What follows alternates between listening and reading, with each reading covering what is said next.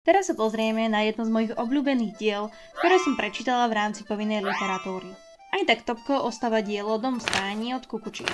Tentoraz ide o dielo Kapitánova dcéra od Puškina. Ahoj, ak ma ešte nepoznáš, tak som Hanka z projektu Hriankine príručky. Pomáham maturantom a stredoškolákom s maturitou zo slovenčiny a literatúry vďaka 3 príručkám: maturitúre, slohátoru a chronolitu. Toto video je len rýchle zhrnutie deja v tomto diele, no nezabúdaj, že na maturitu budeš potrebovať oveľa komplexnejšie vedomosti.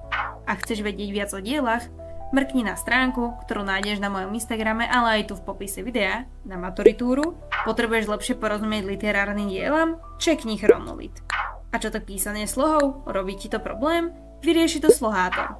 Dobre, ale dosť bolo reklamnej upútavky. Poďme na video.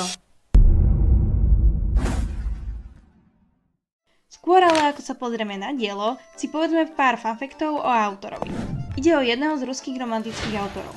Nie, že by bol romantický, ako v osobnom vzťahu romantik bol, ale problém mu robila skôr vernosť, ale radí sa k literárnemu obdobiu romantizmu.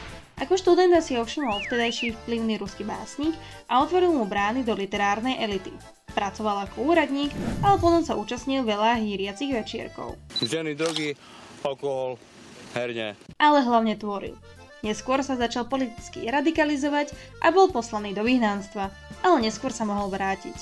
Niekedy v tomto období života napísal dielo Evžen Onegin, ktorý hovorí o zámožnom pánovi, ktorý trávi svoj život na nekonečných večierkoch a bezmyselne prežíva. Potom sa zamiluje do Tatiany, ktorému napíše list, odkiaľ poznáme slávne verše. Ja list vám píšem, no a čože? Čo môžem riecť ja listom tým? Váš rozsudok ma teraz môže potrestať opovrhnutím. Lež ku môjmu lósu, milý Bože.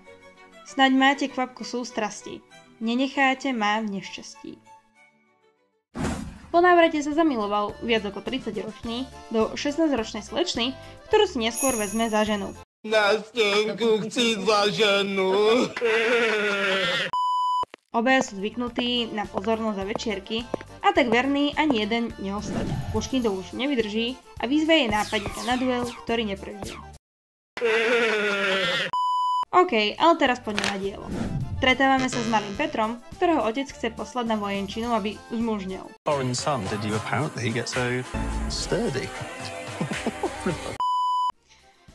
No, vystaviť dieťa traume a potom ho bez pomoci nechať sa samého zotovať s alkoholom mi príde také východoeurópske.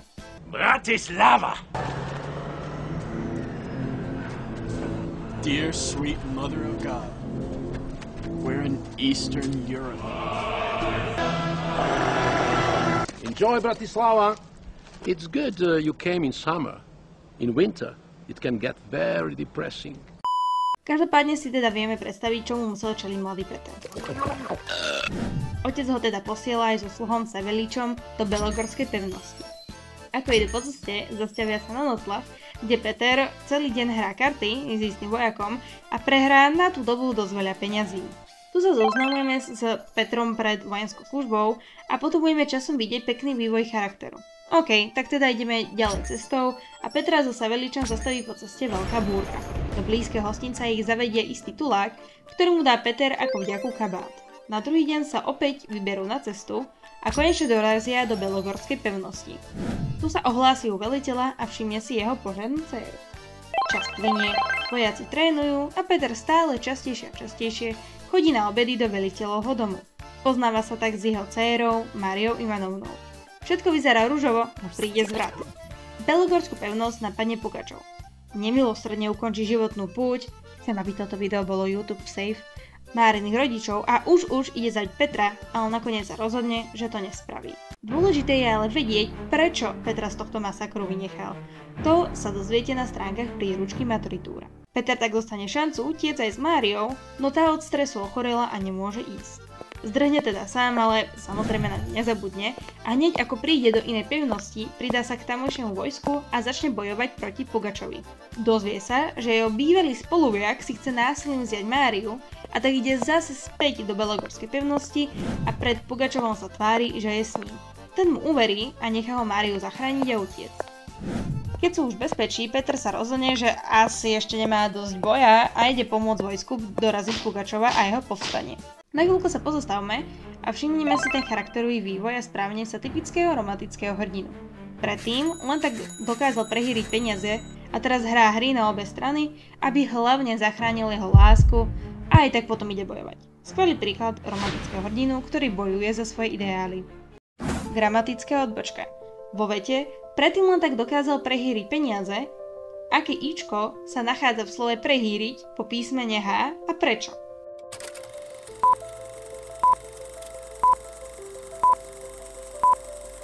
Správna odpoveď je tvrdé dlhé I. Ide predovšetkým o etymologický pôvod slova hýriť a zároveň H je tvrdá spoluhláska. Nakoniec Pugačova dostanú a pri súde povie, že sa pozná s Malým Griňovom a Petrovi tak dôjde list, že si má to kolaborantstvo odpracovať na Sibíri. Mária sa o tom dozvie a ide osobne prosiť cárovnu o odpustenie. Cárovna ju vypočuje, pochopí, že Peter všetko robil s dobrým úmyslom. Approved.